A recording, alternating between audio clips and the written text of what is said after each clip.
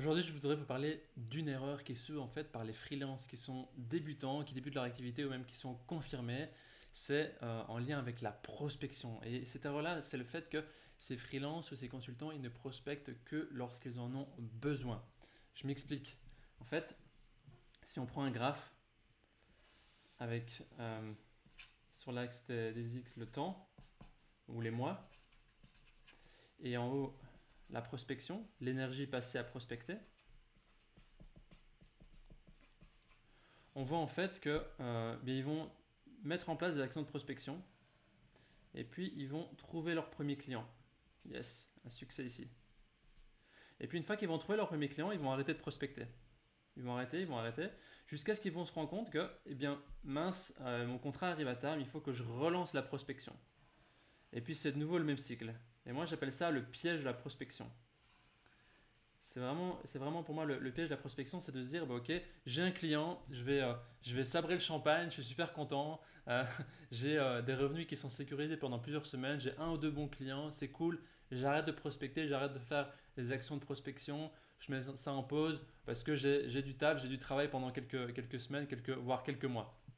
Mais après, on se rend compte qu'ici, bah, le contrat il prend fin et qu'il faut relancer la prospection. Il faut relancer la machine, il faut relancer tout. C'est vraiment pour moi le piège de la prospection que beaucoup de freelances et consultants font, tant débutants que confirmés. Et le problème avec ça, c'est quoi? Eh bien, le problème, c'est que vous avez besoin de relancer la machine. Relancer la machine à prospection. C'est-à-dire que vous devez reprendre les mécanismes de prospection, que ce soit poster, aller prospecter en direct ou peu importe, mais vous devez relancer tout ça. Et si vous n'avez pas prospecté pendant plusieurs semaines, vous perdez le fil. Vous perdez le fil et le problème c'est que ça peut devenir assez frustrant. Et donc vous allez voir la prospection comme une activité qui est frustrante, qui ne vous amène pas beaucoup de résultats. Et à chaque fois que vous devez le faire, vous allez baisser un peu les bras, ça va vous fatiguer. Vous n'allez pas avoir de résultats à court terme ou à moyen terme. Et donc ça va vraiment vous fatiguer dans le long terme, quoi. L'autre problème, c'est que vous n'avez pas un flux régulier. Vous n'avez pas un flux régulier de clients.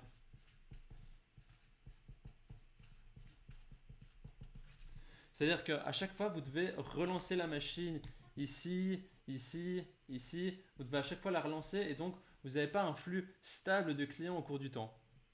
C'est vraiment ça le problème parce que vous devez à chaque fois relancer cette machine. Et oui, c'est surtout que vous voyez aussi la prospection comme une activité ennuyante, quoi, qui vous amène pas beaucoup de résultats et donc vous n'allez pas le faire avec cœur, alors que la prospection, il y a moyen de le faire avec mettre en place des choses qui sont intéressantes et qui vont vous animer, vous faire vibrer quand vous allez le faire. Et donc, bien sûr, l'idée ici, c'est que je vous propose quand même quelques solutions pour vous y prendre, pour vous montrer comment un petit peu structurer votre prospection. En fait, il y a trois manières de le faire en fonction de... prenons trois manières de le faire. Trois grandes manières en fonction de votre stade, en fonction de si vous êtes débutant, confirmé ou bien si vous voulez aller dans plus de croissance. La première manière, c'est si vous êtes débutant.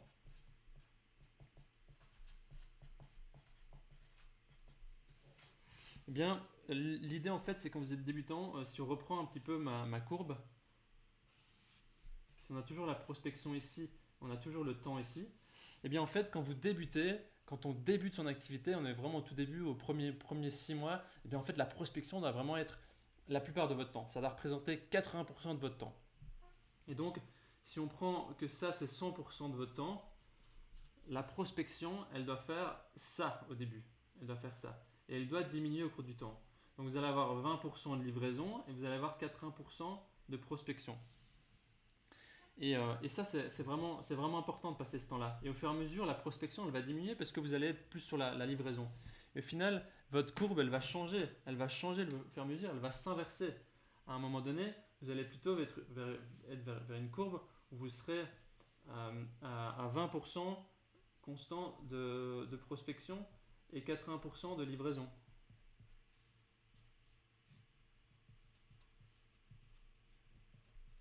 Donc votre courbe, elle va s'inverser à un moment donné, ça va vraiment s'inverser. Mais au début, c'est important de passer ce moment-là à prospecter. C'est vraiment, quand vous commencez votre activité, il faut prospecter, il faut mettre en place des actions de prospection, c'est ultra important, il faut structurer aussi sa prospection.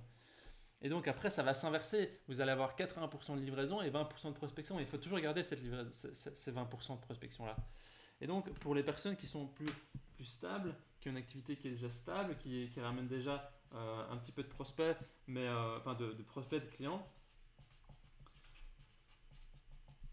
et bien dans ce cas-là, votre prospection, elle va ressembler à quoi? Elle va ressembler à ça, je vais vous montrer. Donc on a toujours le temps ici, on a toujours la prospection au-dessus.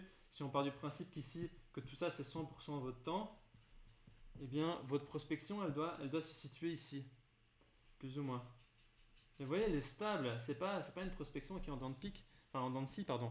Et en fait, ici, ce temps-là, je ne peux pas vous le dire parce que ça dépend aussi de votre activité. Ça peut être 20% pour certains, ça peut être 30%, ça dépend vraiment de votre activité et si vous avez déjà un flux régulier de clients. Si vous avez mis en place des actions de prospection qui vous permettent de générer des clients relativement en automatique, c'est toujours entre guillemets, c'est-à-dire avec la recommandation, etc., bien, ce sera peut-être un peu moins. Si vous avez besoin de plus de clients, bien, ce sera peut-être un peu plus. Mais vous voyez que la prospection, elle est stable ici. C'est pas une prospection qui fait ça, c'est pas une prospection qui fait ça, parce que ça, c'est trop décourageant. La troisième, c'est si vous êtes en phase de croissance. Alors, on va le mettre ici. En dessous de ma tête. La troisième, c'est si vous êtes en phase de croissance, c'est-à-dire que si vous voulez accélérer un peu votre activité, peut-être commencer à créer une équipe, peut-être une agence, à déléguer ou vraiment à avoir plus de revenus, à booster un petit peu, et bien là, il faudrait mettre en place des actions de prospection un peu plus fortes. Donc si on reprend toujours le même schéma, avec ici, vous avez la prospection, le temps, ici 100% de votre activité, 100% de votre temps, et bien la prospection, je vais reprendre ici parce que vous ne voyez pas. Voilà. La prospection, elle va faire, vous avez une prospection stable, mais si vous avez envie de croître, eh bien, ça va commencer à monter. Ça ne va pas aller jusqu'à 100%, mais ça va aller en croissance. Et en fait, ce qu'il est possible de faire à un moment donné, si par exemple ici vous êtes à 20% de prospection et que vous montez tout doucement à 20% en plus, eh bien, il y a un moment donné, c'est possible de déléguer cette partie-là. Cette partie-là, vous pouvez la déléguer. Vous pouvez la déléguer à des assistants, à des assistants commerciaux, à des gens. Donc certaines actions commerciales qui peut-être vous prennent du temps que vous n'avez pas envie de faire, ce qui est la programmation sur les réseaux sociaux ou la rédaction de certains contenus ou même d'un point de vue technique certaines choses. Donc il y a moyen aussi de déléguer certaines choses. Voilà, c'est vraiment le piège à éviter dans la prospection, c'est d'avoir cette prospection en temps de scie, d'avoir des succès, des réussites et puis après devoir reprospecter, relancer la machine. Voilà, c'est vraiment mon conseil d'avoir une prospection assez stable et de voir en fonction de votre activité où vous en êtes, de se dire ok, où est-ce que j'en suis? Est-ce que je dois accélérer un petit peu?